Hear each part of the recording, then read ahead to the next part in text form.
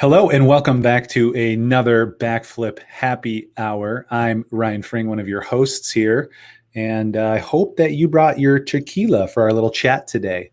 Joining me, as always, we've got John Shoemaker, Hello. other creative director here at Backflip. John, you're in a new location. That looks great. I'm back in the office, back in the saddle, but somehow I still have children. So Yeah, two steps forward, another step forward, I guess. yeah, What are you drinking with us today? I am actually going gasp. Something very refreshing. Little Leinenkugel's summer shandy, little juicy, little lemony for some tastes, but feels like a good summer. Perfect for this balmy summer weather. All right. And enough of that. Let's bring on our good buddies, Zach and Ryan. There they are. How's it going, guys? Well, good. So what are you guys drinking with us today? I also have sparkling water because I need to stay hydrated. Coffee. We got to do these in the afternoon again. You're off of a tank already this morning, so it's just coffee now. Yeah. No, and so at some point maybe we can do our 4:30 again and not feel bad about drinking so much. But thanks for coming on and doing another one of these. I love having you guys on, and especially, as you guys are just business owners too and good friends of ours. I love just hearing how it's going and what's happening, and getting updates from you. So that's kind of why I thought it'd be really cool to talk to you guys. Thanks for having us back. We always like hanging out. I think I'd be lying if I said I'm not happy that we don't play the games again, because I couldn't log in and felt like a real idiot last time. Yeah, that was really hard. But we do have a new game. I think we played it last time with you guys, but it's not an online game. We play Two Truths and a Lie. Did we play that with you guys last time? No. Oh, good. I wasn't sure if this was going to be our third time playing with you. We played, what was it? It was like the Jackbox games. Yeah, Jackbox. Jackbox. Yeah, that was a wreck. But it was fun to try. So, yeah, how are you guys doing? What's been going on? Grinding away, really. Trying to get did a bunch of stuff at the tap room last minute before opening, and that was quite a bit. We're just still trying to wind up all of that while we've been adjusting to having people back in the tap room, which we haven't, for a couple months it was just us again. So then it's just readjusting to having people here and customers here starting at a certain time. So I don't know. It's kind of weird. You start a business to have the customers, and then all of a sudden you spend a couple months without them in here, like up in the personal space, and then now they're all back. So It's good. We got the patio. Our dad spent a couple of weeks doing his best Dexter impression, wearing his yellow rain jacket and everything, while he power washed and then stained all the patio fencing and the pergola and everything. So it's done and inviting, and we got a lot of cool things that are out there, and it's a nice little space. That's awesome. And we did, I was beforehand, and we've talked about it, talked during this, and now we're kind of like in the phased reopening. Like, what's the emotional roller coaster? Like, where are you guys at in that? I think we're pretty, I don't know, numb's not exactly right, but I think it's relative to like the roller coaster portion of it. We're battle hardened a little bit at this point. We're used to grinding it out. We're not scared of work and all that. And then, when the whole shutdown thing started, we just jumped right into just kind of like battle mode, and I guess I think our mindset was not to sit around and look for what's happening to us. It's more like, what are we going to do about it? So we've been less kind of, I think impacted by, like today, why aren't we evaluating data to be open for phase 2 today, like the county said we would do at the beginning of this? I don't think either of us really care. We're like, whatever, we're just doing our thing. To be honest, we haven't even, well, we've probably gotten close, but generally we haven't really been like right at that 25% threshold inside anyway. So we're just busy doing our thing, keeping our heads down, trying to make our, cleaning and like operational processes as good as they can be, and try to like manage keeping everyone spaced out as best we can. And we're focused on that. So it's been going all right. We just kind of rolling with it. What else can you do? It seems like some of that might come down to just the speed or comfort level of people, coming back out, even if the county or things open back up or say that you can. It's kind of what's the comfort level of people coming out to restaurants and stuff. I know my wife and I, we just went to our first restaurant since the shutdown, so that was really fun to actually like be somewhere in person. But I could tell that they were trying to follow all the rules and things and trying to be really diligent about that. So, she was like, had a mask and gloves, and she's standing like way back from our table. And I was kind of like, come over here, like trying to like order our food. But so there's going to be some of that transition obviously happening. Yeah. Has that been like a different 2 weeks? I know you guys were talking before we got on just of capacity and what's going on and how that's, just impacting you guys. Obviously 2 weeks ago, you were able to allow people back in. You said you're not at 25% yet. Is that, you think people are a little hesitant, or, even with the space, I've been in there when it's packed pre all this, but like, what do you typically operate at? Do you operate at 50% pretty regularly, or less or more, or like, because that's that idea of like, you can open at 25%. Well, if we're not at least 40%, we're not, net positive, right? It costs us more to be open, or, things like that. So there was a question originally, and then I ended with a weird statement. It's very up and down at different times of the day, as you can imagine. Like your happy hour dinner service can very quickly be 100%. But then a lot of the other times of the day are much more like 25% or less. Like, and one of the changes we made coming out of this is that our lunch was very inconsistent. I mean, it was like just kind of barely worth doing, and we just wanted to be generally open for people, depending on,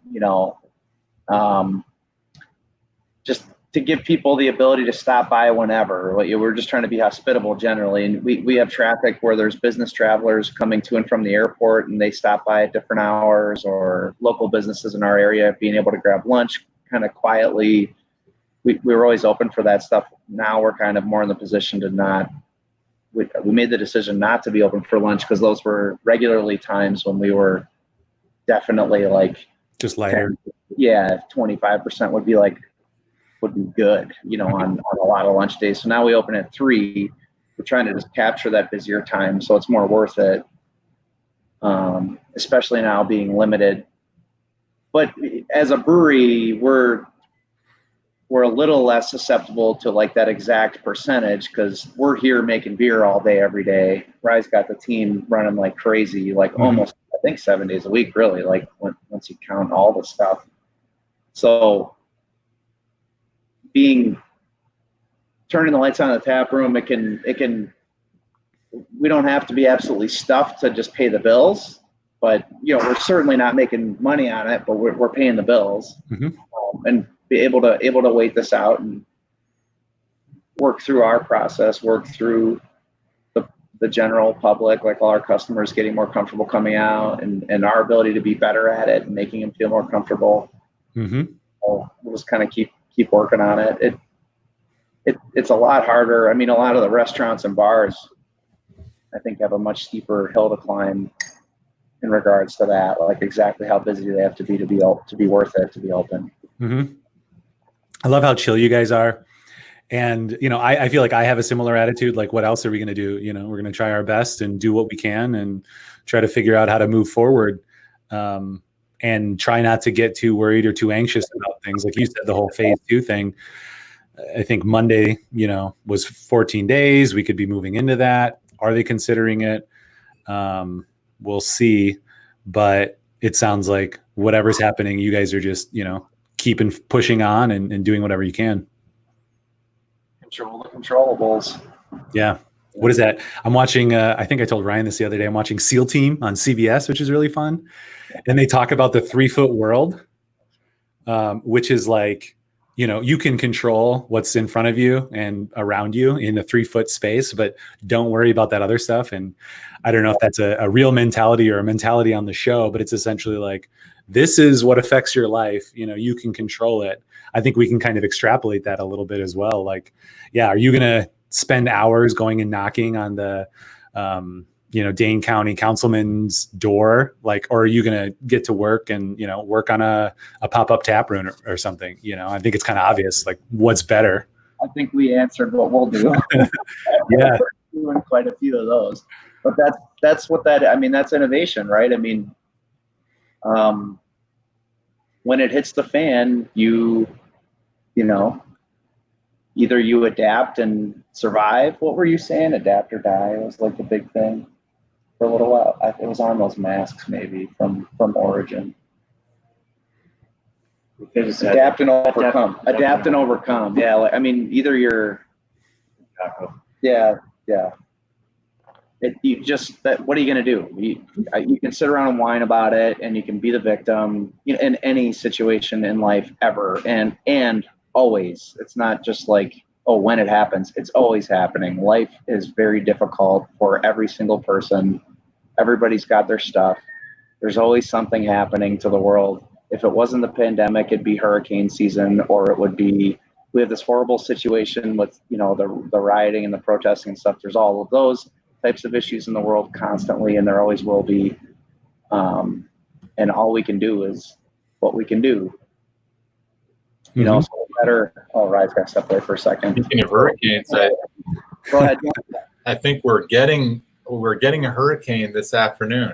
Yeah, see, there we go. We're getting a tropical storm it came from the Gulf, and I just saw this on the NBC weather. They're like, it's not very often, but a tropical storm is reaching Wisconsin. And that's the thing. Like, that's life. I think that it's very easy to miss that context. The more comfortable we get, the more advanced our society and our culture gets, and the further up Maslow's hierarchy we move, we get disconnected from the fact that life is suffering, kind of fundamentally. It's very difficult. Mother Nature's trying to kill us. We're trying to kill each other. You're fighting your own demons. You're trying not to be lazy. You're trying to get out of bed in the morning. You're trying not to eat chocolate and candy. I'm trying not to go into Culver's every time I see cookie dough on the flavor of the day I'm whatever. I'm trying not to be a jerk. I'm trying to be a better dad. Trying to be life. This is what life is for every individual person. And I think, whether it's individually or as some group, like whether it's a village or community of any size, whatever it is, a state, a country, when we sit around just looking for people to blame, or whatever, or we'll wait until somebody else does something for us or whatever to solve our problems. I think it's just the wrong mindset. Like, yeah, stuff's tough. Things change.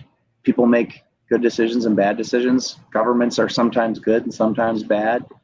But what are you going to do?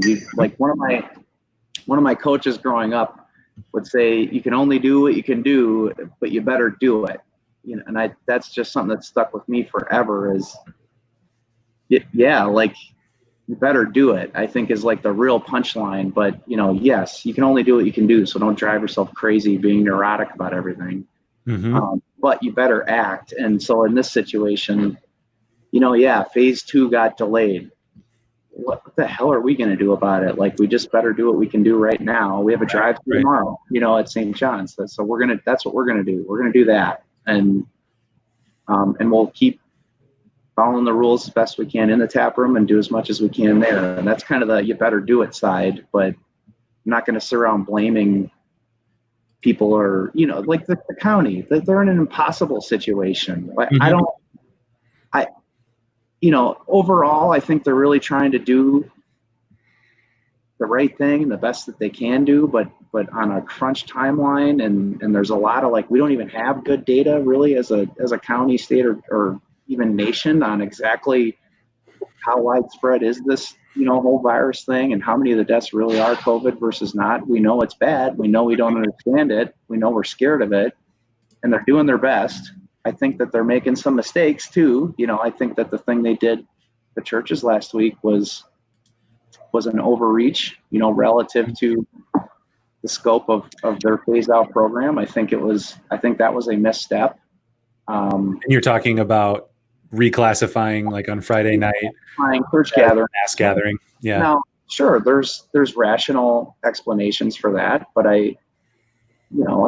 they're doing what they can. I think that the ultimate test will be, can Caesar give the power back to the Senate when they're done here? That's my fear. Is phase 3 and phase 4 are basically PBD. I don't like that sort of structure. I think government very specifically must always have limitations. I think that that's something history has taught us for thousands of years, and that this is a real risk as a society and culture to give over our lives to the powers that be, and we kind of forget that they're just our neighbors, and at the end of the day, it's really up to every individual person to take responsibility for their life and their family's lives and their safety. And we shouldn't infantilize ourselves and just, blindly give in to these, the best efforts of our neighbors at the county level or the state level or the national level to take care of us. I think that's a much bigger risk than the sickness itself, is the sickness of kind of mental and spiritual weakness, of us as a culture, kind of laying down and just, I don't know, allowing this fear to potentially manifest in a lot of bad ways here going forward. Oh, here comes Jack.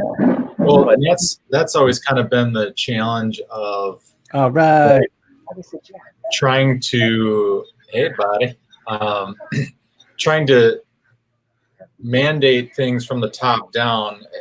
There's so many good, like, quotes and things that I've read through all of this that I probably should have studied more in high school history class or in my sociology studies and things, talking about the people allowing the government to work for them, to help structure them, as opposed to the government sort of allowing people to have their lives. And like, all these things, these inspiring things that happen on the smaller community level, where people are connecting with each other and helping each other and things like that, sometimes it works best to, and you have to have people who are willing to, like, serve each other and love each other for that to happen.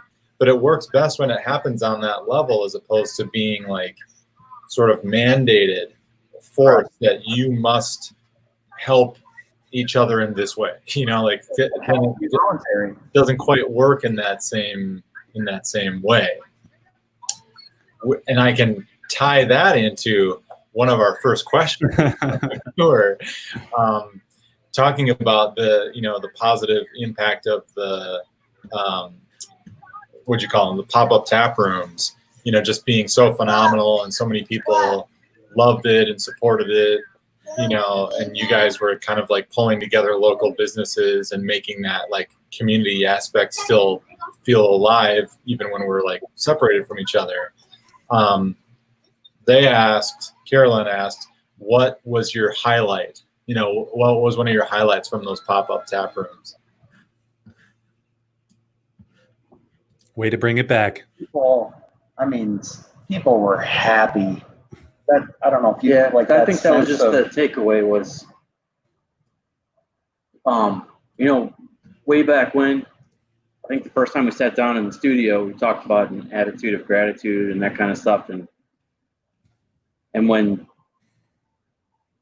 you know, there's a big difference between somebody saying thank you and then them just like emitting and vibrating, you know, with a positive feeling. And I think that was probably the best part was, you know, a lot of times Zach, the whole thing was really Zach's brainchild and he coordinated it all, and this wouldn't have existed and run at all without him. I only participated really as a filling in a spot, you know, but I was trying to help anchor for while we tried to figure it out, like the fulfillment part, which was, you know, actually putting stuff in cars and getting to interact. And then as I was, you know, as we got really, really busy, I was directing traffic and trying to get the crew organized. And I got to spend a lot of time talking to people as they were waiting for their order, you know, and loading it. And so just getting to talk to them, I mean, hundreds of people every day doing that, you know, was, from a distance, right, with the mask and everything, but through the window with my mask. Safely. From just being, you know, for them, it might have been their first like human contact in a couple of weeks or whatever, you know, like, I mean, just face to face, sure you know, was. just I mean, so many within, people said that. within proximity, not Zoom, not FaceTime, not audio call, just kind of seeing somebody eye to eye. And then, and all the while we're like, hey, they're happy to spend some money, but we're also offering them the service of fresh, awesome, good local stuff. And they can see, they're not waiting to hear some news article about how their dollar, you know, to get their dollar to trickle down and how they participate in the economy. Like they're seeing it directly in front of them, you know, like the people who are making and selling and then loading, and, you know, the interaction of like was just so direct. It was just hard. It was a hardwired response. And so to see people happy and positive, like we would get slammed with cars for a couple hours straight, and it was just like you're just hustling. And I all of a sudden at the very end, we would feel very tired, but I never felt tired in between time. It was like happy. It was just such a positive experience that I think I mean, obviously the revenue, like we, you know, you need the revenue, and that's like all impactful, but I think it was more soul food than, you know, than it really was, you know, than revenue in the end. It was just really good for everybody, even vendor to vendor, sitting there, you know, and afterwards we would, you know, we'd all hang out for a little bit, and to be able to just talk to the other business owners that were there, you know, and you're all in the same kind of not unique, but we're in a similar situation of, you know, a small business and owning it and dealing with what we're dealing in. So it was good to be able to download and talk and relate with somebody, you know, too. So I don't think anybody, there was just so well thought through by Zach that they ended up being like, nobody paid a cost. There was no negative part of it. It was all positive, 100%. It was all positive for everyone involved. And Yeah, I feel like rarely does that kind of thing happen, you know? Yeah, I was going to say, I feel like I came to a couple of them, and like just participating in something like that is energizing and positive and good. You know, you see people who you recognize, you wave out your window that you haven't been able to see people. And to some extent, I kind of forgot, you know, interact in a real setting with people until I drove by and they're in the car and like, what's happening? You know, like, tell me anything. I want to hear a story. I think that was needed. Yeah, that was yes, we financially, us and 30 other businesses and parishes and municipalities, all that, like there was just that direct, obvious benefit. But the real point was like people go crazy when they're isolated. We're meant to be in community and communion with each other. And that to me, that's really the punchline, the real value. Just there were so many people smiling, so many people telling us this is the only time I really get out in my week, and I look forward to it every week. And when we stopped doing it and we took just a 2-week break in Wanakee as we were like resetting the tap room and getting our stuff organized. Now we're back there this week, but there in particular, being our home parish where we started, a lot of feedback about when does that get going again. Like I miss being able to go see people, to feel like I'm participating and like supporting everybody, you know, as best as I can. Boy, that it just, yeah, it felt so often we're just sort of grinding the axe on the next beer, the next product, and whatever it is, the next heads down. and this was just good. Mhm. You know, it just had that feeling all the way around. Like, this is just adding value to people, and there's no better feeling than that at all. And like, we'll figure out a way to turn it into a business, but when you capture that essence of like you're adding value to people and making them happy, that's just, I mean, that's the strike zone for us. It makes us feel way more energized about the rest of reality here and remodeling the tap room. I mean, Ryan's like 4 or 5 straight days and nights, like ripping apart the tap room and painting, and it's just exhausting. But you see all these smiling people at drive-throughs, and it's like, no, we're doing good. I think there was 3 other kind of clear observations I was just thinking of. One was future in the summer. Everybody's getting all these festivals, canceled. And so people are trying to think, well, what am I going to do this summer? And what they normally would have thought of to do for any kind of activity had evaporated, right? So it was all a question mark, and it was fun. Like at one of the last events we had where we had the, what was it called? Big Bar or whatever, like the ice cream bars. Yeah, the Big Bar. When we started off, I mean, just something as simple as like, the Big Bar thing or whatever, when we had some ice cream, something that's like, I mean, it's the chocolate shop. you get it in a chocolate shop. You get it on it's something you get while you're at the farmer's market that like you have to eat right then and there, right? Like something fun, a little street vendor type of thing. And you're sitting there and it's still cheese bread. Yeah. And you're wondering like, hey, am I going to have this experience even this summer, this year, or how long is it going to be before, that's greenlit again? And all of a sudden it drove up and people like, we just were able to be like, no, listen, you couldn't walk up to there, but that's the whole point of this. Here I am, and I'm bringing that right to you. And now you can sit in your car right here and have that same experience. So being able to connect something like that really quickly was very positive. The second part was or that I was thinking of was that I mean, you guys know this as small business owners too, but you're constantly trying to develop what the new product is going to be or service or what next or what are you going to do, and then you end up pouring a lot of yourself into it and energy and whatever else, and then sometimes things are just big fart noises. And I think over the, that's what they kind of amount to. And I think lots of farts over the last couple of years, as there was more and more breweries, which meant more and more options, which is great for the consumer in the end. Part of me, well, both of us, there was just a lot of cynicism that starts to creep in when you spend a lot of time developing something. It takes a lot of effort to develop a new beer, a new label, a new package, and try to not just do it as a cut and paste, but we actually, go through the process of the art and art development, as you well know, since you guys help us, on that. But there's so much that goes into every step of it.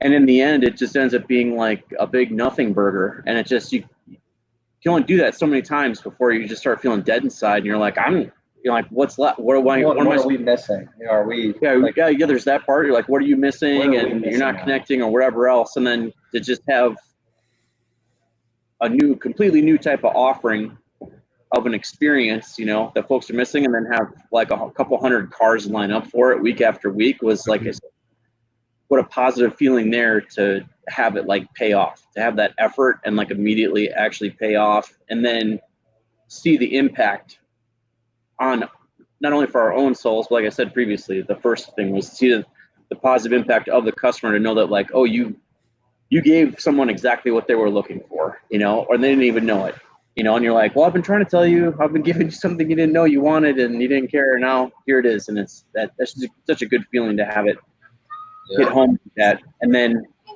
the third thing would be, we finally got the van that we were going to get for our festival. For how long? We got a transit van for the transit, baby. No, got well, and what so that worked. I mean, to tie it back to the lesson of this thing, like, don't sit around and wait for your fate to just come to you. It took the problem to relearn that lesson of quit feeling sorry for ourselves. If we're missing on a few things here and there, get over it, baby. Like, try the next thing. Maybe you're not doing good enough. Maybe you're not being honest enough about your work or something. And here's a chance to like, oh yeah, when really bad stuff happened, we kind of got back to basics. What can we give people? We can give them this, and we can give them the tap room back, or we can give them seltzer. We can give them the other things we're working on. And it's like, we got back to like, what can we really offer to people? Let's just keep working on that and stop feeling sorry for ourselves about some seasonal that didn't hit, stop being cynical about it. Start taking responsibility for it again. Be a leader and a business owner. We talked about in one of our previous streams, we talked about like what will things maybe look like, coming back after this. And I think, you guys are finding some interesting ideas. I did the same thing. I was driving through Mount Horeb the other day, and there was this guy who had a kettle corn stand out, and I just cranked over, pulled the parking brake, left my car sideways in the road. Anyway, but I got out and I'm like, dude, this is amazing. This is totally what I want. Bought the big bag, brought it home. We enjoyed eating it while we were like gardening and things like that. But I was just like, that's like that thing you can't get when there's no like fairs and farmers markets and public events and stuff. So like that community connection that you guys are bringing, I think, that you're kind of like hitting on something that people have been missing. And like you said, through Karben4, you've been trying to like promote those ideas for a while, but like people don't. It takes a little bit for people to like wake up to that or realize like that they're missing it in their life. Brent had asked, and maybe you guys can give us a hopeful message, because he's asking about like attitudes changing, and that, when you look historically, when big things happen, people kind of make adjustments for that short period of time to kind of get through it. But then after, they just kind of go back to what they've been doing. What do you think it's possible that things can be different this time? Or is it just going to be a few people that hold on to what they gained and, There's nothing new under the sun. Yes, well, we have, a great wake-up call on so many dimensions when you go through times like this, both, individually at a family level, business level, cultural, city, state, and so on. But of course, we're going to drift away from the lessons that we learn. We always do it. It's forever, right? Like history, every saying about history repeating itself is true, obviously. And I think we've seen it a little bit in the drive-thrus. Ryan, I think, observed it first, where as the weeks went on, or as we got closer to opening up, it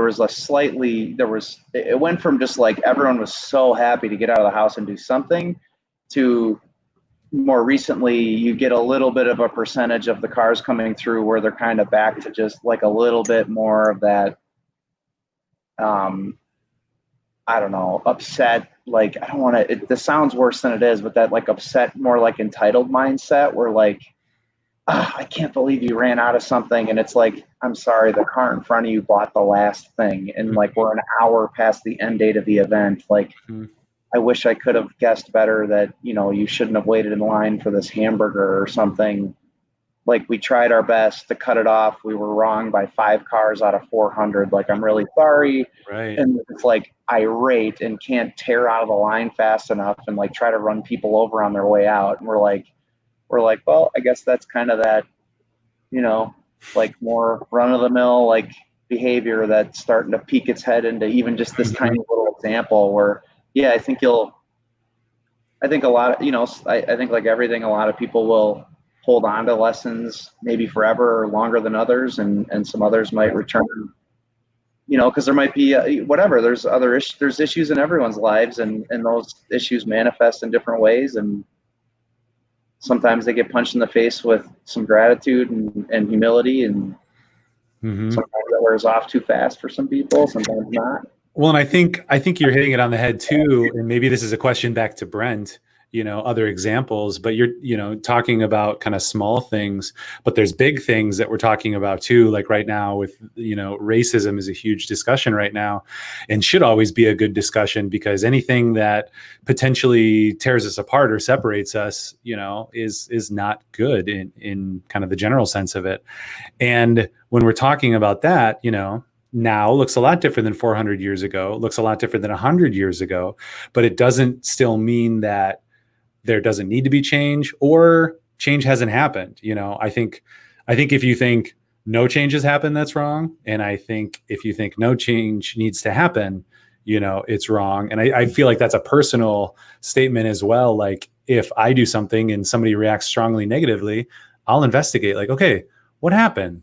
Is it something that I did or something they did? And if it's not my fault, I can understand how to do better at that the next time.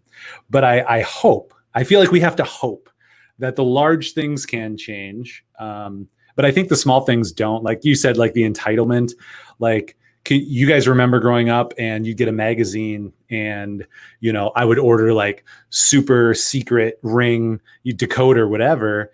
And you send a check off and like maybe 8 weeks later, something arrives, maybe, right? But the second we don't have two-day Amazon, we're like, God, I can't handle this. This is not democracy. Like, I don't care. Get out of my face. Like, you're a liar. You're a liar. Do what I want to. Like, we get a little crazy. Maybe I'm overdoing it, but I think it's more of those small things that repeat themselves. And I hope that the large things, I hope we do change, and this would be, if Carolyn's still on, somebody who studies history, like look at Rome, right? Are we like the new Roman Empire, and are we going to fall to the same things that they did? I mean, I would hope not. I would hope no modern society that can study history will repeat those things, because you're doomed to repeat, history if you're not aware of it. But I think it's maybe those small things that repeat, as opposed to those larger things, which hopefully as a world, culture, we can overcome, because I think at this point we're like, yeah, let's not kill each other. Killing is bad. We can mostly agree on that, right? But 2,000 years ago, very different, 500 years ago, very different kind of stance on that. Lives are pretty insignificant in lots of parts of the world right now. I mean, and we overlook it all the time. There's genocide and tribal warfare and I mean, the U.S. has been in conflict in the Middle East forever. They're the same. I mean, to me, I hate to say it, because we absolutely love this country, but it's like, isn't it almost guaranteed that, well, change is guaranteed, right? Of some kind. So, Listen, man, humanity has been trying to figure out how to coexist with other humans have been trying to figure out how to live with other humans since there was humans, and that'll never change. And the goal should be that we get better metrics, like the metric of somebody's content of melatonin is the biggest pile of BS, like that kind of crap doesn't matter. Like, we're all humans, and that's all that friggin' matters. So like, choose a better metric by which to interact with people. Like, don't become, and when you have to have, like, there's supposed to be differences among us. That's, if every book was the same, what would be the point? You read one book, you'd read one book and you'd have all the information forever, and all derivations on every plot line would only just be one book, and that's all you ever get. Like, there's no flavor there. There's no beauty in that. Like, the fact that my wife will listen to the same song. My wife will listen to the same song on repeat for an entire weekend. So, if you've seen a beautiful sunset, that doesn't, like, you still want to watch another one, even though it's it's the same classification of a metric of just sunset, but like the next day you're a new person, you're a different thing, like it's all the same type of thing. So humans are humans. We're still trying to learn how to live with each other.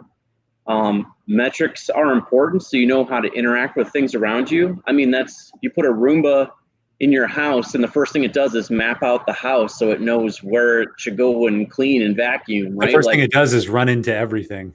Yeah, because it has to, right? That's how it maps it out. It looks like metrics. It's like, okay, this is furniture. This is where I should be. This is where I shouldn't be. Like, so metrics and understanding your world around you to know where you're at is a very important thing, so that you know where to interact. But you got to get better metrics than somebody's race or religion or anything like that, because that's just wrong. That's just wrong. Like, we're all humans, man. Like, and there was a little video by Jocko the other day when his commentary on it.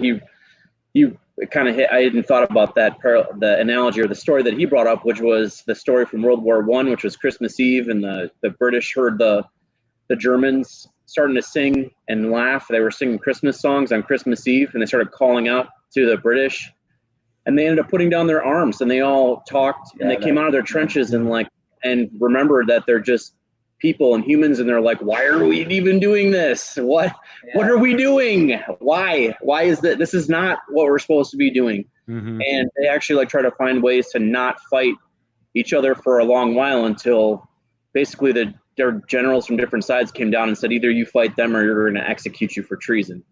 Like the French or the British? It was the British. Oh, well, yeah. It was the impromptu Christmas night.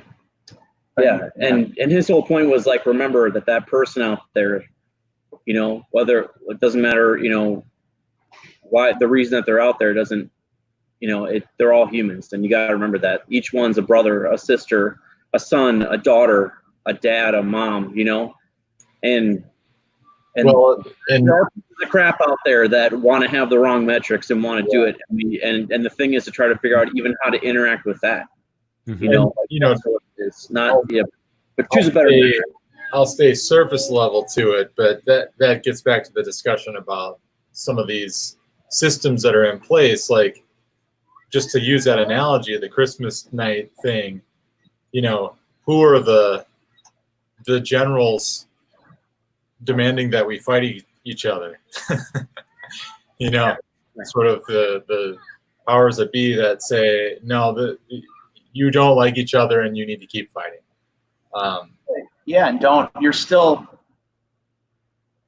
have to be responsible for yourself individually. I mean, war is a very difficult place to talk about some of those things, because it's like this chain of command and the idea of just war versus war. And it's a very difficult gray area to navigate, but taking it back to just like day-to-day life and peacetime, on the streets where we are, like, the best thing you can do is to really take responsibility for yourself as an individual, and to tell the truth, and to live in a truthful manner, and to not get yourself caught up in ideas that have you. Maybe you don't have ideas, maybe they have you, and you need to be careful not to act.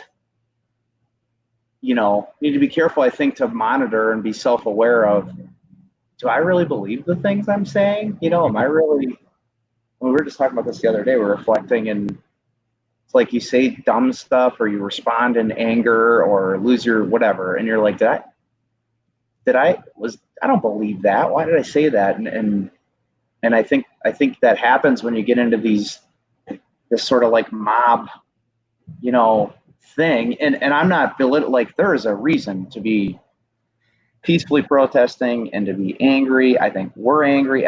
There's a lot of reasons, there's a lot of bad stuff going on. So I'm not trying to turn that down. I'm just saying that as a way to navigate through it all, like, you have to be careful not to generalize, because racism is a generalization that you can't do. And so you can't solve a generalization with even more bad generalizations. You have to look at people individually. Terry Crews had a great one about that. He's like, Terry Crews, love that guy. He's so funny.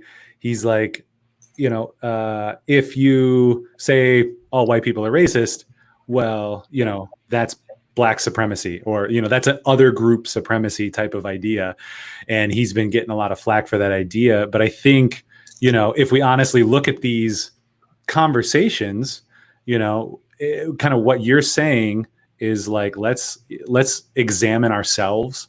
Let's examine what we think. Let's examine what we think we know, you know, and part of that is being like, okay, yeah, this, you know, this makes sense to me, or this doesn't. I'm going to learn more. And that gets to that idea of like, you know, we're all people. Let's learn more about people. And we do that through talking, not by shouting at someone and telling them you're wrong.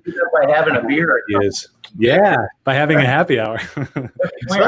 You get distributors yesterday about, I'm like, we need to this to be like a marketing thing, like everybody just get a beer and sit down and talk. Yeah. But it'd be way too shameful. Well, that's the hard thing too, is like in stuff like this, and I feel like you saw it change. Interestingly enough, the worldwide global pandemic of the virus was something that marketing companies still felt like, we can make a commercial and be like, let's all come together and whatever. And then when we hit this next level of like the riots and the race wars and the, you know, police and things like that, then it was like, this is too serious. Like, I can't. Maybe we shouldn't be marketing right now. We should not be marketing through it. Yeah, it's not, and I appreciate that I haven't seen much of that. I don't think I've seen any of it with companies. Like, it's like, well, we are seeing, actually, you know what, we are seeing it, like people cannot put out their statement fast enough, you know, and like I know I'm like I won't, you know, divulge an example here that hit a little bit closer to home, and it's like, you know, we need to do it harder, you know, or better than anyone else, putting out whatever our message is, whatever our, you know, and it's like, gosh, it just doesn't feel right to me. We should not be. Yeah, I mean, yes, we should be supporting fixing problems, and there's like a lot of real reasons to be. There's things that need to change. There's things that, you know, whatever. There's improvements to make to make it really simple, but we should not turn it into a competition about how hard we can, whatever it is, you know, like we were joking about, like, I'll take it back to the pandemic a little bit because it's less difficult to talk about without sounding like an idiot. It's like, let's close down the hardest, you know, it's like, I'm going to compete with how hard we can shut down or how hard I can quarantine. And it's like, what? Like, what? Yeah.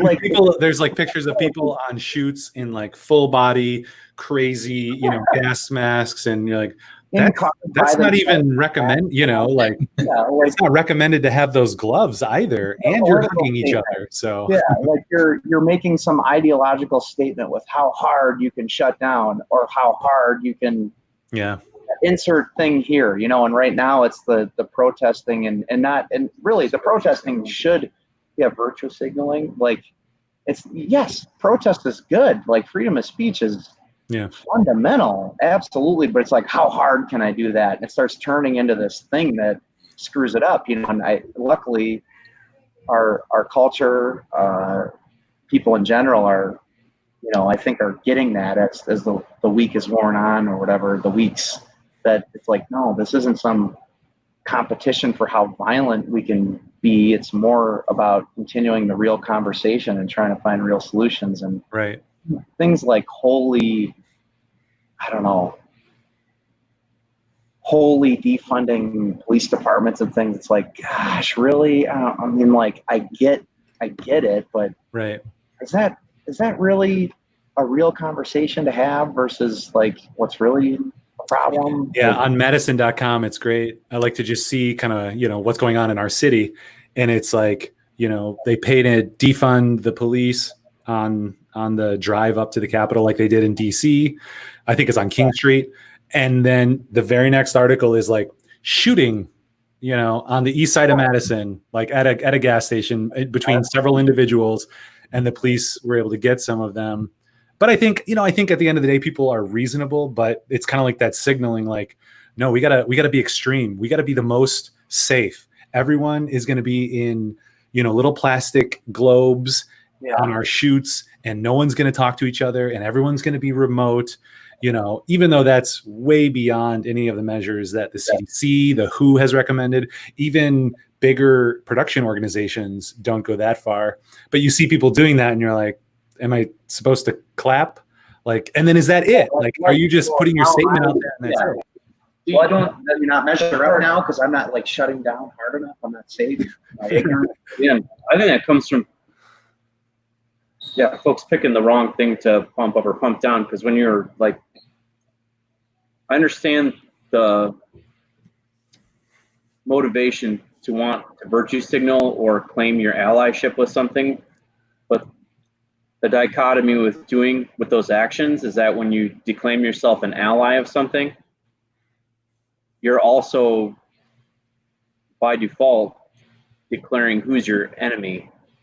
And I think we need to work more, like we said before, on ideas and not people, because a hard thing is when you're trying to look at just, the more you try to build up the teams and just put people on different teams or whatever else, you know, in that sense, it's you're creating the gulf that you're trying to bridge. You're kind of working against yourself at that moment, and so, you know, like I guess I have a Twitter, and I've maybe tweeted 4 times in the years I've had it, but I guess in my mind, the motivation to be like, I'm your ally, I'd be like, that just kind of goes without saying. Like, I don't, if I see any person, I don't care, you know, I don't care like what they are, you know, if I'm on the street or I see somebody anywhere, my first thing isn't like, oh, you must be a piece of crap, you know, you're different. XYZ, no, wrong metrics, I'm sorry. How about that person's a human, and I want to show them love and respect until they prove to me that they're not worthy of that. And even if their actions prove out or show that like they're angry or they act in a negative way, my first assumption is like, well, maybe they haven't had a person show them how to love yet. Maybe they haven't had the opportunities to love, or maybe they had a bad day, or maybe they're just hangry, or like a million friggin' things. Right. That, you know, I would choose as like my metrics. The first thing would be like, I don't know them. I don't know anything about them. So like, I hope that somebody would, like, you're supposed to treat people the way you want to be treated. I hope that somebody would give me the benefit of the doubt. And so I'm going to give everyone else the benefit of the doubt too, and just be like, probably a person I would want to have a conversation with, maybe, you know, like I want to know more about people in it.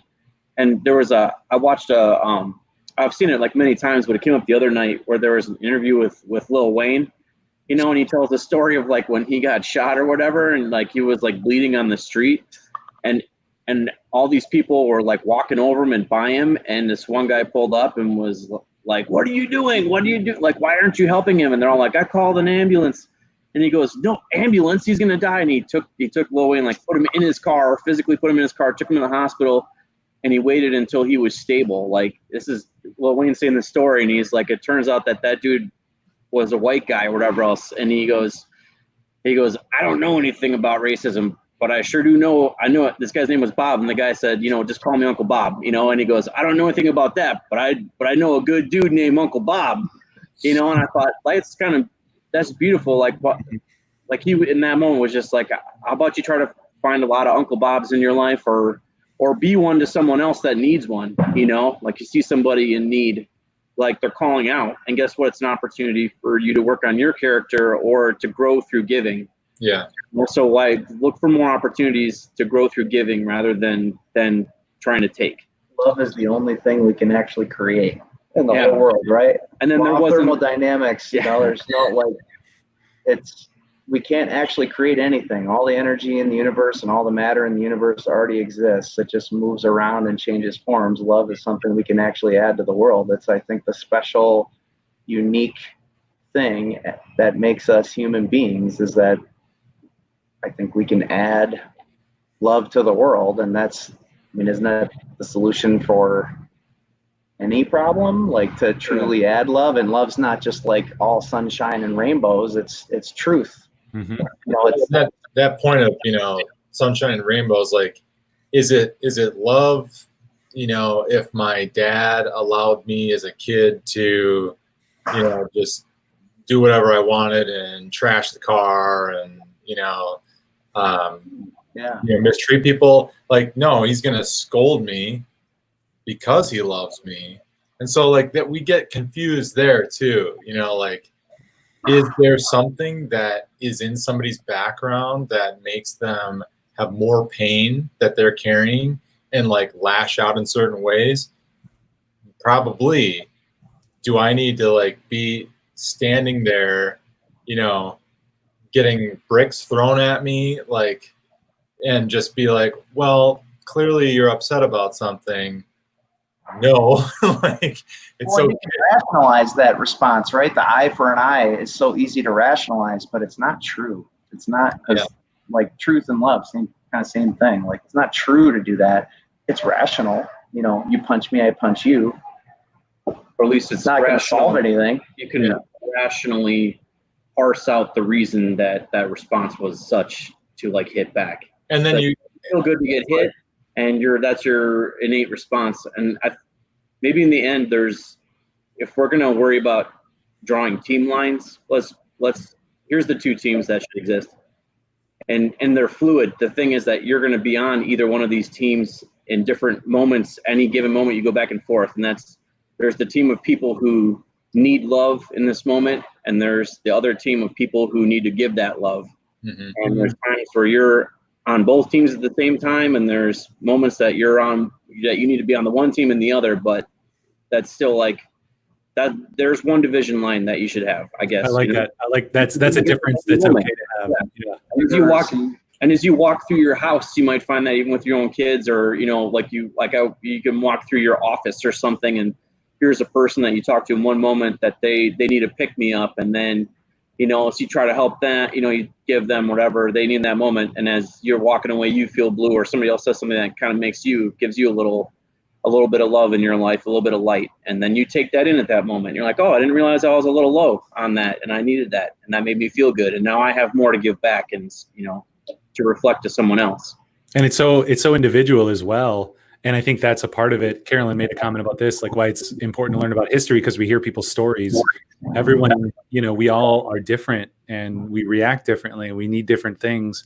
So gross overgeneralizations are difficult. And like with my kids, I have two boys. The older one, Sebastian, he's an extrovert. The younger one, kind of generally, the younger one, Damien, is more introverted. So Damien, his love deposits get filled up if he comes over and has a, kind conversation, love, smiley hug, and then he'll go play Lego for 2 hours, and he's filled. Sebastian, on the other hand, like desires intense personal connection and, entertainment. And so working from home was hard because he would come down, in the morning, like, hey, Dad, can we play, a video game this afternoon? And I'm like, yeah. I have a bunch of meetings, but I'll let you know, kind of when it lightens up and we can go do that. 10 minutes later, he's back down. Dad, do you know what time, I need to figure out the time. I'm like, buddy, I don't know. We'll figure it out this afternoon. Goes away. Then I hear like a creak and some breathing, and he's right behind me, just standing there, 10 minutes later. Because that kid just needs like intense personal time. And understanding those things is a little easier with your family because we have more time. We're together every day and can figure that out. But you don't figure that out with a random person, or even some of your friends. You might not know that type of detail. And so it's so important, like you're saying, to just meet them where they're at and love them in whatever way you can, to share in the, we are humanness as much as we can, and try to not separate us based on our differences, but bring us together because of our differences. Mm-hmm.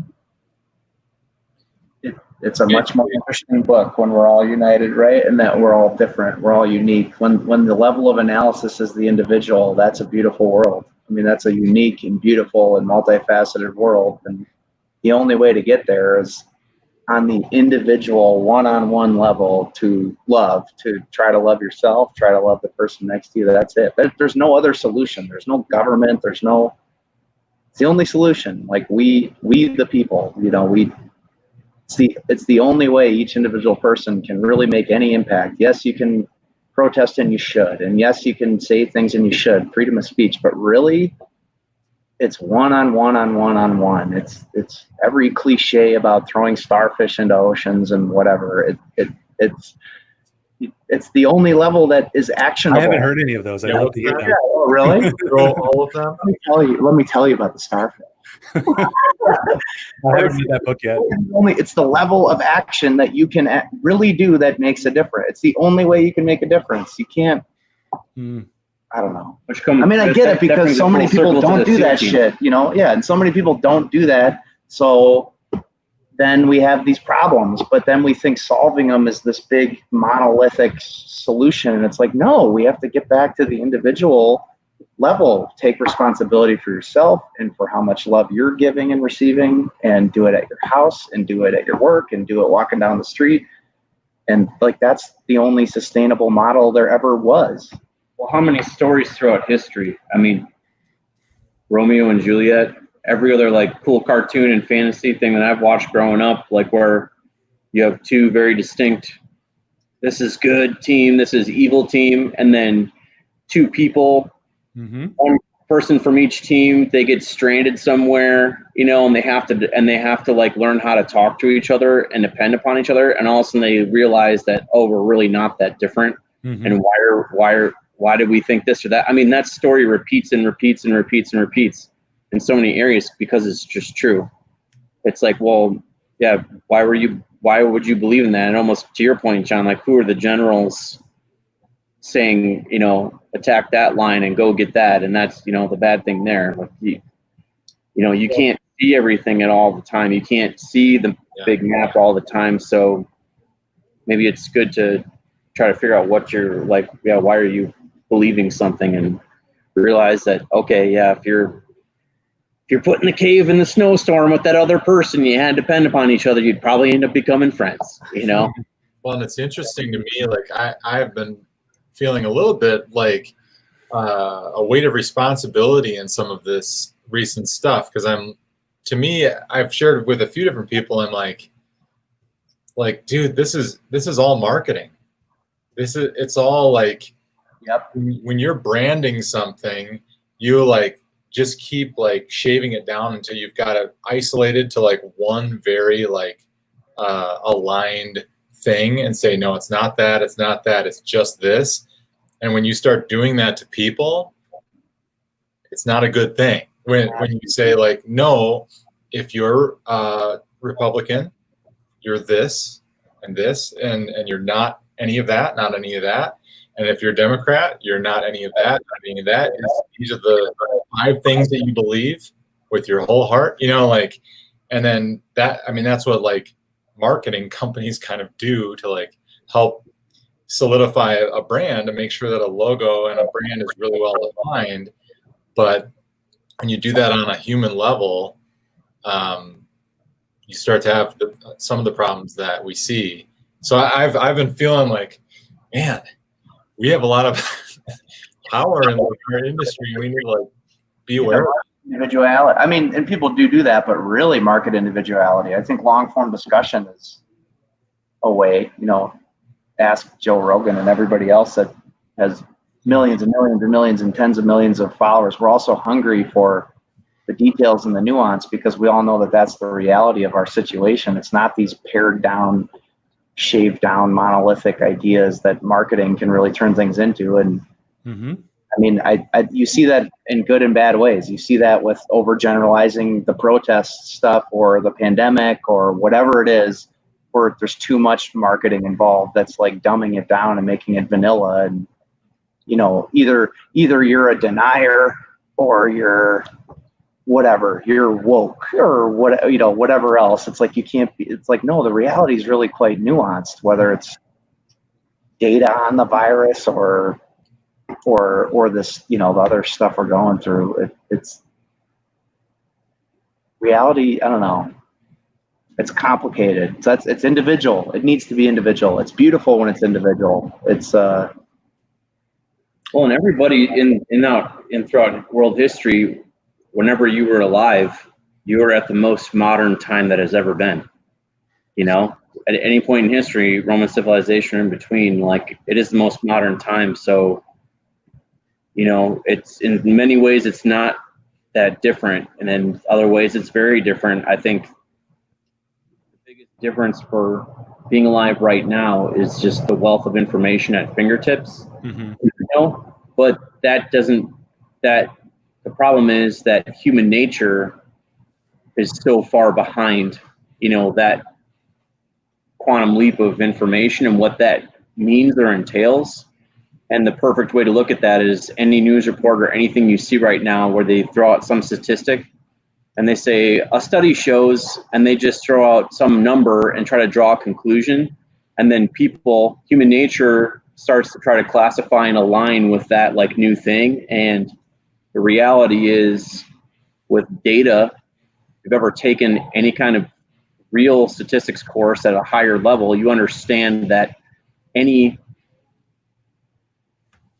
when you report an answer to a statistics problem on an exam, that answer has to be very specific and very nuanced, you know, and that's what you meant in that like report that comes out in a study. It's like, oh, 37% of people do this. And it's like, no, that's not how you even report an answer to a statistics problem. It's with this confidence level, this 37% landed between this and that, and they're this standard deviation with these given like underlying like nuances, you know, and assumptions. Given these assumptions, we can say with this confidence that this many, this and this.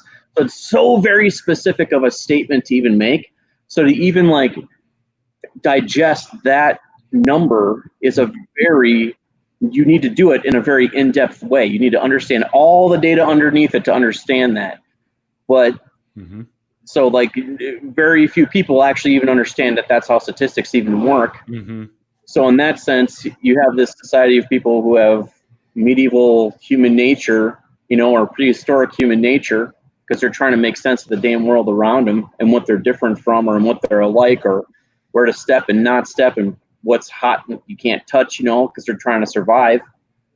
But then you get all this wealth of information at your fingertips with no ability to understand what the hell anything actually means. And so it's really important to not throw things in these broad buckets. It's so easy to like watch the TV and just drool and like accept that crap, right? It's like, oh, I now believe this because study says. And it's like, the number 5 doesn't tell us anything except 1, 2, 3, 4, 5, you know. And over here, it's like, oh, 5 is the biggest number. And over here, it's like, well, I think 5 is the smallest number, and here's why. And they both have valid opinions, you know. And you're like, only the number 5 is important. Follow number 5. You're like, well, we also have to make opinions on it, and that's hard. And it's okay if we get it wrong because we're trying to, you know, do this together. And I think Zach was talking about it earlier. Like, I don't think people are evil. I don't think people are sitting there like, now I will do this to the world. I think people are stupid and make mistakes, you know, but I believe in goodness. Well, it's two things, right? Is like, I believe in the light, and I believe that it's brighter than the dark, but I also believe that we are fundamentally fallen, and it's up to us to decide to walk toward the light. I mean, I think I think that every single one of us knows that inside of us, that we're on a journey, and that if you just leave us be to do whatever the hell it is we want to do, we're not like fundamentally, you know, perfect in this utopian level. It's really more about the struggle. Yeah, you're fundamentally fallen. You're fundamentally physical. You're fundamentally finite. You're fundamentally selfish. You're fundamentally all these more basic things. I mean, look at our, you know, never mind. I won't make that comment. But you need to. Your life is a struggle to move towards the good, and the good exists. It's there. The love. I mean, we all know. Well, not everybody, but the overwhelming majority of us have at least touched love somewhere in our lives and know that it's a real thing, and that you can, you know, when you're closer to it, you know, when you're further away, and your life is this struggle to be closer to it and to manifest it in your own family and your own life. And you should, and there's always hope. There's absolutely always hope, because the light doesn't go out, but it doesn't mean we can't, you know, sometimes it's just you that's far away from the light, and sometimes it's the whole world. Sometimes it's a country. Sometimes whatever, but it's up to us, every single person. My favorite way to put that is, you said it before, there's no such thing as darkness.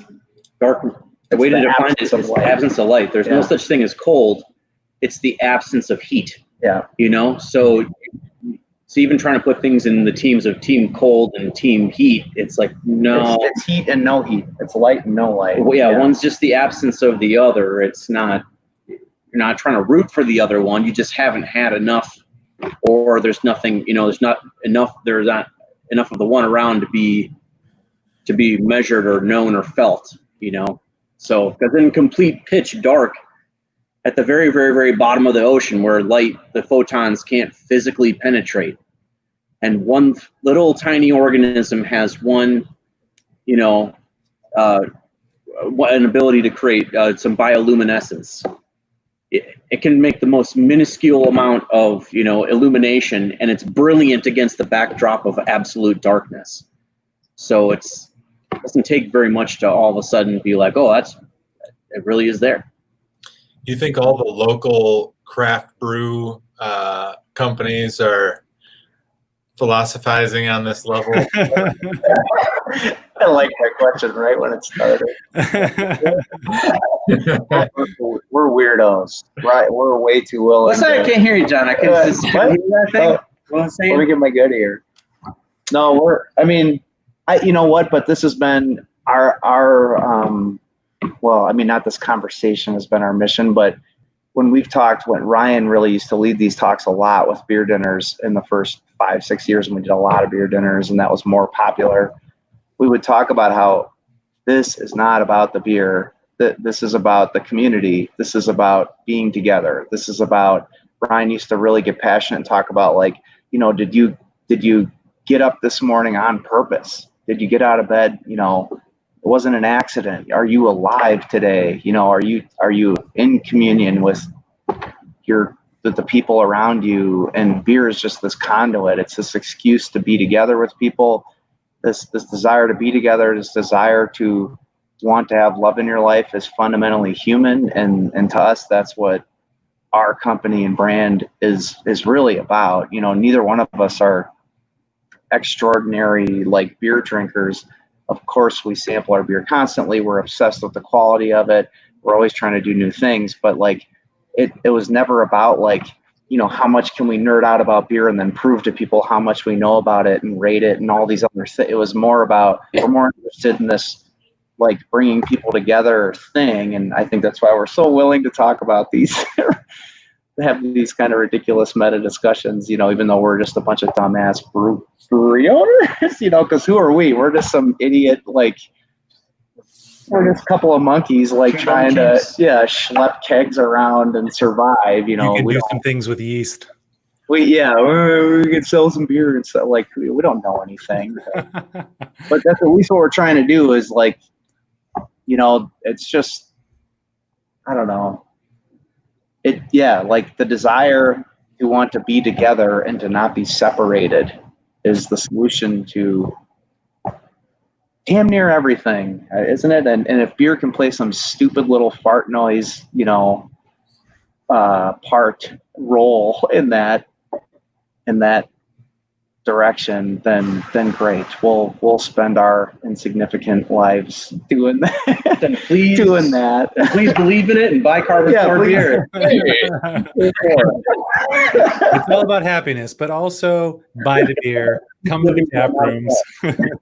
Partner is coming to a shelf near you. And we, like you said, you guys, especially being on the media marketing side, like, man, talk about, if we're going to take individual responsibility for what's going on in our community, in our business, in our world, in our families, we need to do a lot better job marketing that message, to be together, to love, the individual responsibility, treat people as individuals. We got to do our best to do that, to counteract all this whittling down of humans, because we're, the dignity of human life is not something to whittle down into some marketing slogan. We need to celebrate people and celebrate love more and spread it as much as we can, because that's all we can do on our tiny little insignificant individual level. That's all we can really do at all. And who cares about the rest of our opinions?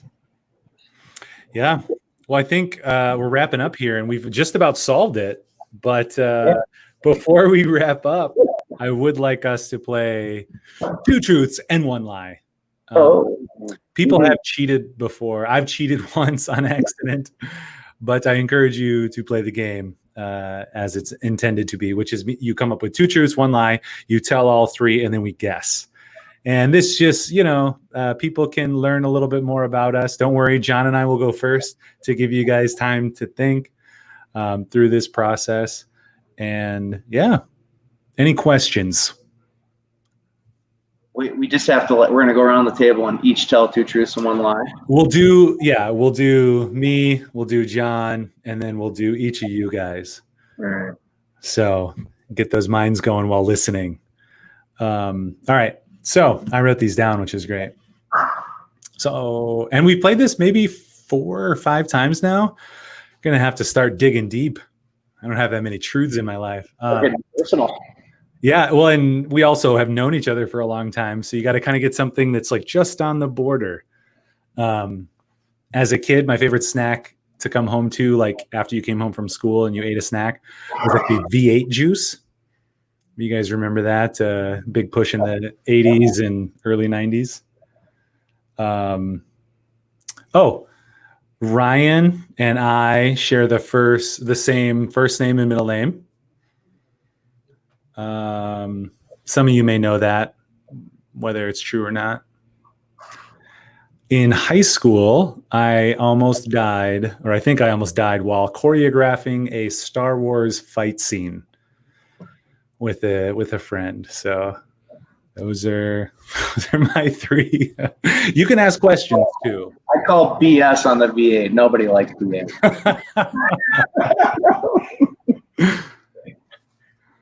Which is why we're making our new juice called V9. Yeah. It's got, what is that? 1/12 more percent tomato. 1 more than V8, so it's better. Yeah. It's W9. I'm going V8 as well.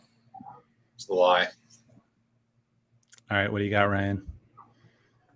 The V8 thing. You all win. Yeah, I did not do as well as I thought I would. I know more believable than liking V8. I think at least Ryan knows that we share the same first name and middle name, even though we spell our middle name differently. I spell it very oddly, Jon. I didn't know if the other 2 of you knew that. And then in high school, a buddy of mine and I were choreographing a Star Wars fight for a film, and we were in a hayloft, and I stepped through the stairway. It was actually a ladder and hole, and there's about a 12-foot fall. So I stepped on there and started falling back, but I immediately threw my arms out and caught myself.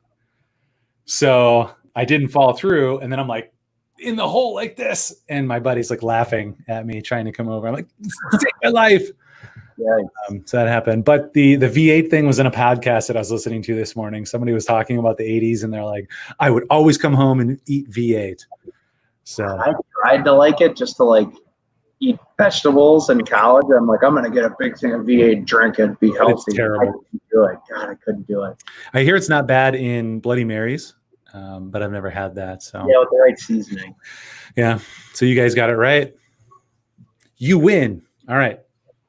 John's up now. You guys can keep thinking. All right. Oh, you can also vote at home or online. Wow. V8 gross. Amanda says don't skip John. You skipped me in one of our previous. I just forgot about you. I didn't skip you. Oh, it's forgotten. Yeah. Okay, let's see. Dang it. See, I think of them while you're going, and then I just it's like my mind just goes blank. I don't even remember where I am. Okay. All of our grandparents, Amanda's and mine, are represented in the names of our children. Number 2, I broke my wrist, I hate these. hairline fracture, 2 times, both times on the monkey bars.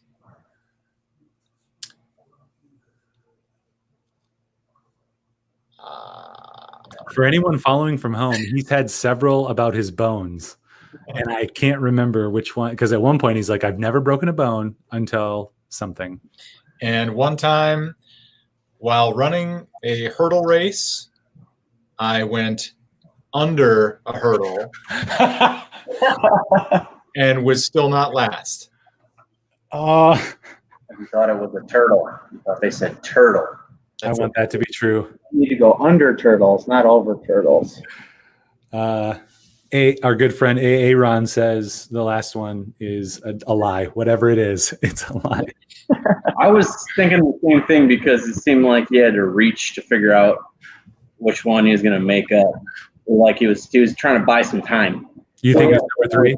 Why? Doesn't go under the hurdle is a DQ, isn't it? So I'm going to say that too. I don't think you can be like. Don't you just DQ? I guess you wouldn't be last technically. You'd just be DQ. If I had ever tried to run hurdles and track, that would have been my true story. So I'm not discounting the truth, Fair crawling. the ability for it to be true. I just think you're buying time, so I don't think number 3 was. Number 3 is a lie. 2 votes for number 3. Also, your wife says I am married to him and I forget. And then hurdle 1 is true. The hurdle one. So I think she says number 3 is true. Oh shoot. I feel like every time I vote for the ball ones, they're so specific. So I do believe the first one with all your grandparents being represented in your children's name is true.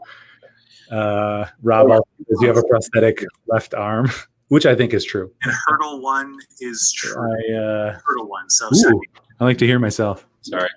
I'm going to go with 2, the bone thing. It could be a specific, like a technicality, since they went with 3. I got you all. We have not given Rosemary and Hubert or Betty and Dwayne any love.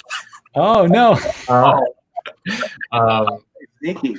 None of those names have made it into our child's names yet. I broke my wrist 2 separate times when I was once in 1st grade and once in 4th grade, both times doing the same thing on the monkey bars.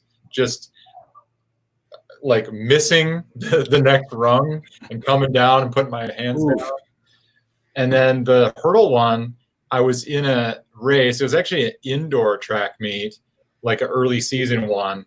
And I tripped, and in trying to recover, I managed to, I was like too close to the next hurdle that was coming up to me. And I just like kind of like rolled under it and got back up. Oh, that's hilarious. Covered, and I finished, and I was not last. Somebody was slower than me, even with that. And you don't get a DQ for hitting hurdles or going under as long as you stay in your lane, because it's not faster. Sure. Like, so you just it's you just don't have to go over. It's just the fastest way. just not faster. What if you just knock them all over? You're really Unless good. you're a dog. Yeah. I've seen people knock them all over, and they're not fast. Yeah. Oh my gosh, that's great. Really slows you down. That's interesting. All right. I feel like that's just rife for innovation. Who goes over a hurdle? That's so Somebody funny. could game it. Yeah. A brand new technique. They just get really good at rolling. For God's sake, we need to be able to find another way around the hurdle. All right. You guys are up. Who wants to go? I don't know. Are you ready? I'll go. All right.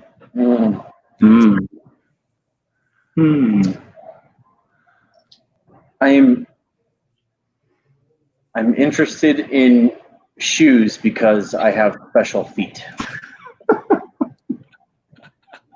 Number 2 is Love that. I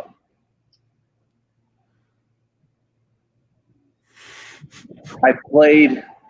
I'm trying to figure out how to put these other things.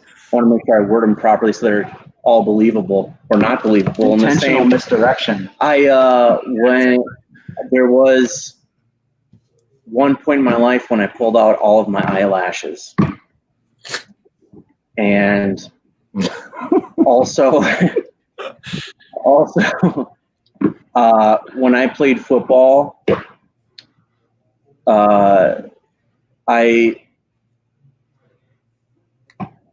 played more in my first game than in the other 3 years of football. Combined. That's believable. I mean, you could have been so bad in that one game. The coach was like, well, now we know. So you played more in that first game than all the 3 years combined, like per minute. Yeah, that's how I calculate that. Yeah, right. And I played all 4 years of high school. I was on the team all 4 years in high school. I was gonna say. Why don't you go first, John? All right. We'll guess first since we're not Ryan's brother The eyelashes, biologically. the shoes. Special feet. He loves shoes. There's I didn't say I'm interested in shoes. you have. Like shoes. Let's see. I'm trying to remember if I can remember what you have for shoes when I've seen you. I feel like you have like nice shoes. I don't think it was a statement about the fashionableness of the shoes. Just strange feet. About the general Interested in affinity shoes. for special shoes. And you said you pulled out all of your eyelashes? I'm interested in shoes because I have special feet. That was the statement I made. Is it true? Exactly. Oh, now I'm messing myself up by looking at people's comments. I'm gonna go with the. I'm gonna go with the football one. You had to have played. I mean, one game is how long? So you didn't get 60 minutes over the course of. I mean, it could be true, but you just seem like you could have played some more football than that. Rob also shared his thought on that. He said statistically impossible. Probably not statistically impossible, but maybe improbable. Carolyn also says, find a way around the hurdle. Sounds like Zach's first business book. That's an older comment. And then we got a vote. Actually, I don't know if this is a vote. Amanda just says eyelashes, ouch. And her money is on the sixth toe. Aaron also said the eyelash thing. And Rob Perro said eyelashes don't grow back. Lie. I don't think that's true. This is not my two truths and a lie, but Rob, I burned off my eyelash with a flaming Dr. Pepper one time, and that's a story for some other time. And my eyelashes grew back. So there's somebody else, Aaron, who also said he burned his off and they grew back. I shaved mine as a child. A lot of weekend warriors have burned eyelashes. Okay, I will vote. I'm going to go with number 3 as well. It seems less probable. I feel like you were maybe wondering about the statistic and how you could say it to make it a good lie. And it just seems improbable. So I'm going to go. So the shoes, I'm a little thrown off because is it exclusively because of your special feet or insider information? You know he's got special feet. I didn't say special. Like I think they're so special that they're great because they're special. They're special in a very negative way. Ryan has a sixth toe. What'd you say? He has special feet, but I can't tell if it's like, well, he also likes shoes because he likes shoes and he likes more here. And I remember the eyelashes. It was creepy. So I'm gonna go with football, because I also remember that you were the kicker for a while, and I don't remember freshman year. So I'm gonna go with football, 3 being alive. Number 3 is a lie, but barely. If I had said the first half of the first game of my freshman year, they would have all been truths, because John hit the nail on the head. I suck. I was a really good punching bag for like dummy team, but wasn't really that great at football in the end. So I played like a lot, like the first half, like the whole first, like I had like special teams, offense and defense and everything. And then I think there's this beautiful movie moment where I was on a kickoff. The runner broke free, and I was actually like I was the fastest person on the bunch where I was chasing. I was the last person chasing him down, and I jumped right at like the 10-yard line, and I like just missed his feet. And he went and scored. And I was the only damn person that got there, but I missed it. And I think in that moment, it was like the rest of my football career. Right through your fingers. It was just gone. Yep. You're like the inverse Rudy. You like started. I'm an example of the 99.9% of the other people who suck at football. Coach watched Rudy and said, "This guy's got the heart of Rudy," and gave him a shot. But boy, does he suck. Yeah, this is not that movie. And then it was the championship game, and they're like, "Coach, we're up by like 58. Can Ryan go in for just one play?" And the coach is like, "No." Also, there's a lot of people on social media who want to see your feet. But this is not that kind of stream. I have my flat feet, or sort of flat feet. Don't you have flat No, feet? my right foot is totally flat, no arch. My right foot is totally flat, no arch, and it's a half size longer. Oh. No, it's a half size longer, or no, shorter, but with the longer foot, with the wider foot because it's flat. The other one has a normal arch. They're like a half size different. One's flat, one's normal. So it's very hard to find a shoe that will accommodate both stupid feet that don't match. Like, almost me, if I bought like a 12.5 for the one foot and a wide and a 12 for the other one in the same shoe, it would be fine. But inevitably, my feet end up hurting like hell, and then my back hurts, and also other stupid fat stuff that happens. But sorry, I'm not. It's not that I like love shoes. I'm interested because I'm always like, oh, does this shoe, is this actually going to work for my feet that I can wear them and they're actually going to like work for my damn feet? So you have to care more about it. When he is on his feet, he's on his feet all day. Yeah, I can't like I for years I ended up like just wearing like I went through so many pairs of hiking boots in the brewery because I just trying to wear just the rubber boots like that just hurt like hell. So I was like, well, I need something, and I wore the hiking boots, and then they would fall apart from the chemicals. So I'm like, okay, now I'm back to that. And so that could be our next dumb beer name. Could Just be stupid. Ryan's Special Feet. I could have said feet, but I used the word special to mislead people. Special Feet. It's very Special, special. negative connotation, special feet. Not my favorite thing. Ryan's Special Feet Cheese IPA. This gives me an idea for a truth or a lie for myself for next time. Yeah. So you'll have to tune in to hear about that weird body. My eyelashes was like when I was like 10 or 12 or something. So I was like laying in bed one night, my eyes were like itching and scratching, and I was like going like this, and I was like, for one moment, it felt like I pulled out an eyelash and my eye felt better for a second, and then I fell in this very bad positive feedback loop, and I just kind of just kept going like this until like my eye stopped itching, and I woke up the next morning and my mom was like, "What did you do?" And I didn't even realize what I had done, and I was like, "Oh, I'm an idiot." Yeah. Wasn't there like, is Ryan okay? Like, is he under a lot of stress? Like, or is he being like, is something gone wrong at school? Wasn't there a little bit of that? Eyelashectomy. Well, like, I just pulled him out. I don't know. My mom just asked what happened, and I was like, "Oh, my eyes were itching and bothering me," and I went like this, and I felt better. And then she didn't really discuss it with me until I was much older. Because I thought I remember there being a film. My eyes were itching, therefore this. Yeah. Years later, she said she looked at me and was like, kind of like, something seems off. What's wrong? And then she was like, eyelashes. And I was like, oh. I can't quite tell what it is, but your face looks wrong. What is it? My face. That's what's wrong. I love it. All right. So let's see. You all got mine right.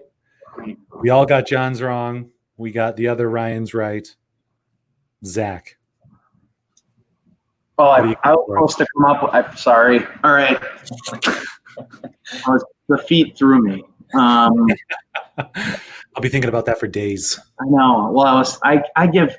It's not fair, but well, we're brothers, so I guess maybe it is fair. I give Ryan a lot of shit about stuff like that, like buying like stuff like shoes. But you gotta fight hard because he's the older brother, right? You got to give it extra. Yeah, I gotta punch back because when before I was bigger physically, I got I was the open boy. I had two older brothers that were made sure that I grew up to be, I don't know, tough, thick-headed, and damaged a little bit emotionally, mentally. All right, what's some good truths and lies?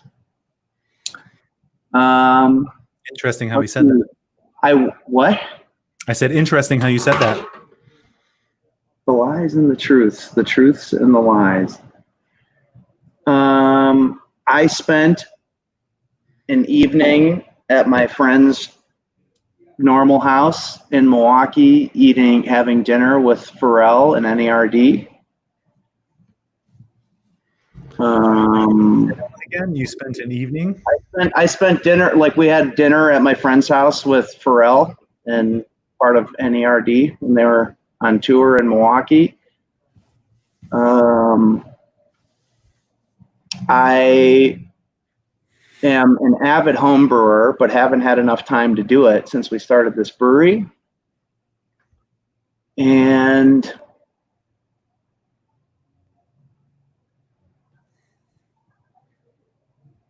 I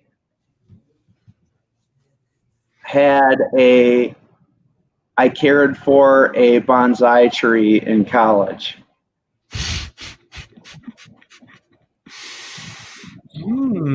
Yeah, the delivery of that whole sequence was spot on.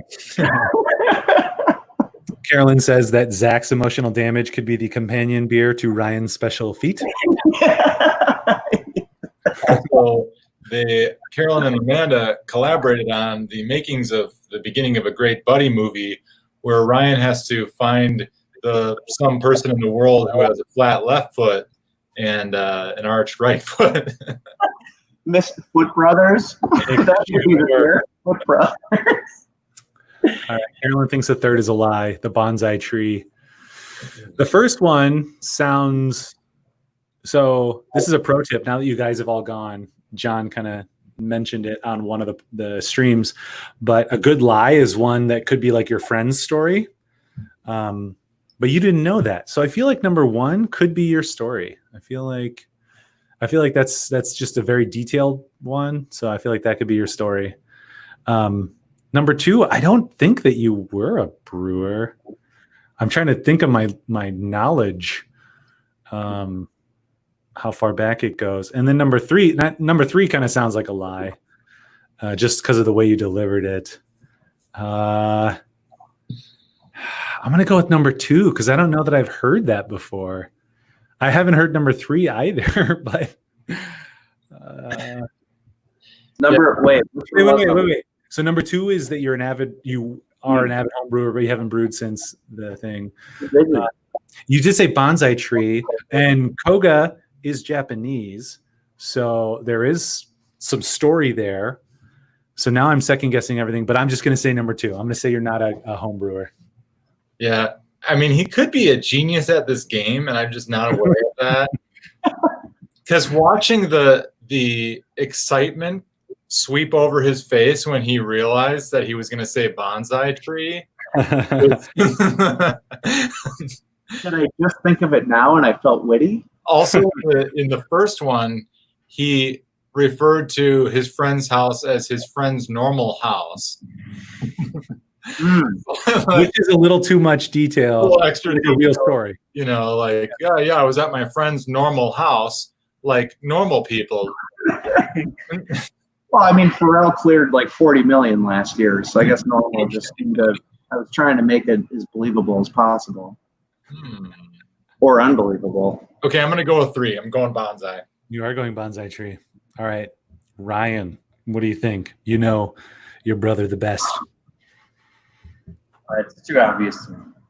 What is it? You can give your answer before he answers because we've already answered. Number 2. Number 2, the homebrew. Yeah, absolutely. I've never homebrewed. Yeah, number 1 was at David Andrews' mom's house, right? Yeah.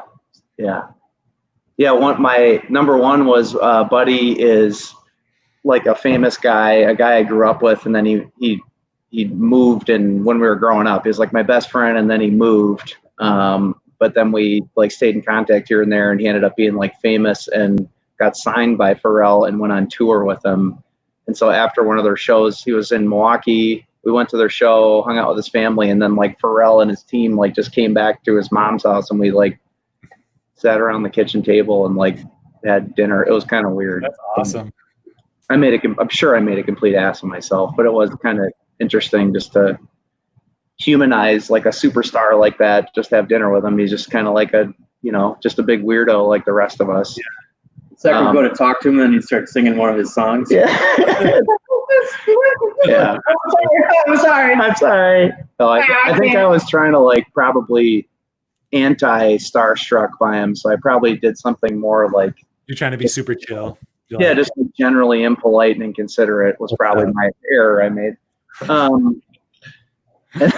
He gets his ass kissed so much, you probably want someone to probably take a dump on him. rough him up. As soon as you like try to pretend to be normal, you're like, so yeah, how is it? Yeah. This friend of ours though, is Alex and my friend. He was like Alex's neighbor. We went to school together. We always, when growing up, we were like 9 years old. It's like, this kid's going to be the president of the United States. He's a savant, just his social skills and his intelligence. And now he's like I think he helped found Spotify. He was like a rock star. I don't know. He's a special guy. That's how we knew Pharrell. He was on Pharrell's label, wasn't he? Yeah, Star Trek. And now he writes, which is funny because he's like this, kind of like, he opened for Pharrell. Yeah, Chester French opened for NERD. But anyway, cool connection. One of those like small world, I know somebody, so that makes me cool connection, even though I haven't like seen him in years. Classic. Next time you play, you got to change out the superstar, and then you flex your muscle. Yeah. But, it wasn't, I don't know, Bon Jovi. It was Pharrell. Yeah. No big deal. I want to make it extra. I'm about to go. Homebrew kit. So I almost homebrewed. My wife, when we were dating, bought me a homebrew kit way before the brewery was a thing. And I just never touched it, and I still feel bad about it. The first time any part of that kit has been put into use was a couple weeks ago when we filled it with kombucha for our next experiment. Oh, nice. So, and I feel awful about it because it was a cool gift, and I just totally left it hanging on it because I'm like, I'm not a hobby guy. I like to like work nonstop, constantly, or not work. Mm-hmm. I'm not like into hobbies. Like working out and playing baseball were my hobbies, and now it's like yard work, but that's like a chore. I don't know. Chores are my hobbies. Well, now you can make hay with that gift. So yeah. And then number 3, I don't even remember what I said for number 3. Bonsai tree. Yeah, I had one my junior year of college. My buddy and I, KJ, went to like some flower shop in town here, and he was getting like orchids and a jade plant. I think I got a bonsai tree because I always wanted a bonsai tree since Karate Kid, and it turns out they're pretty hard to care for. And I spent all this time reading about how to try to not kill it. And then I went off for a weekend to like a baseball trip. We were playing some away team, and I came back and all my roommates had like brought the bonsai tree out on the porch as like a drinking companion and just like destroyed it. Oh, it was no. out on the porch, and I deserved it. They like to make fun of me for it. So nice. One of those stupid things. Yeah. Well, thanks for sharing your 2 truths and a lie. I think that's always fun. You learn some new unique things about each other. So we are wrapping up here. What do you guys want to plug? You guys have been doing those pop-up tap rooms, and now I see other people are doing pop-up tap rooms. So you do something good and people copy. That's awesome. Yeah, we've had people like carbon copying, like even the formatting of the menus. Like Karben4 copy. Like Karben4. All for the carbons. We have it's like the same vendors, the same format, the same menus are showing up, and I guess that's the highest form of flattery and catching something that's good for people. Resonates, yeah. So, more power to them.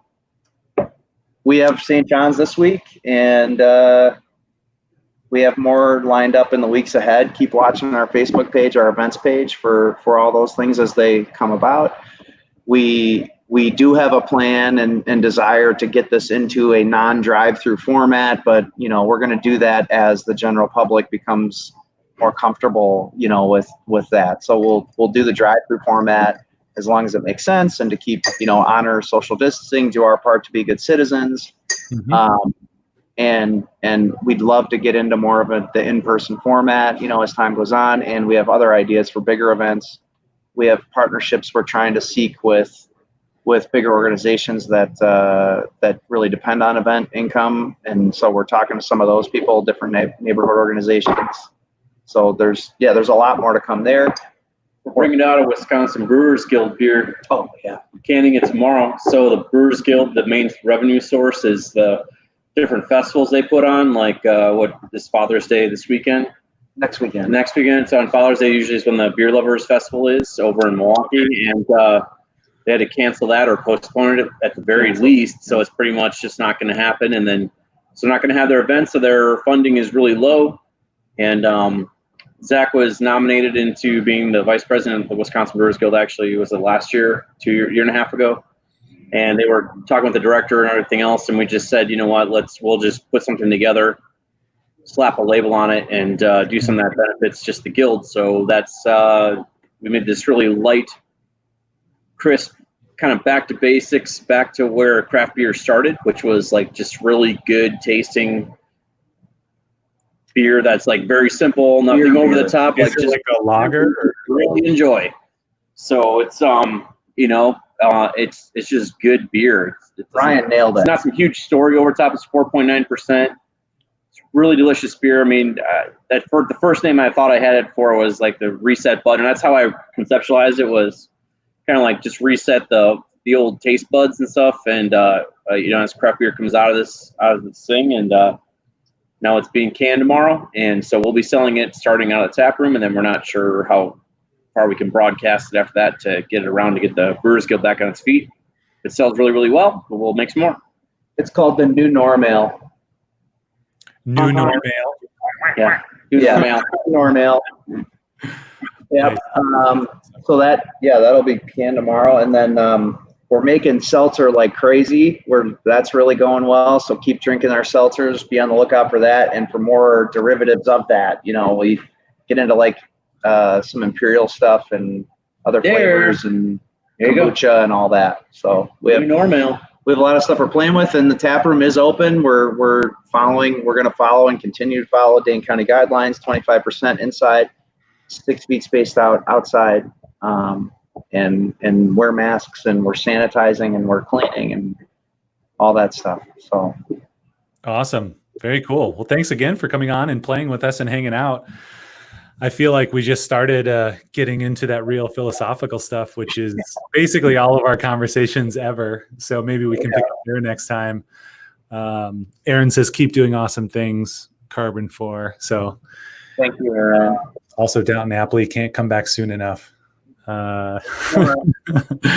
Awesome. Thanks, guys, for coming, and have a great rest of your week. For everyone who's tuned in, check us out. We are Backflip at Let's Backflip on all the socials. And of course, these guys are, you're at Karben4 and at Karben4 Brewing. So if you look you up on Instagram or Facebook, you're there. Follow for all the events.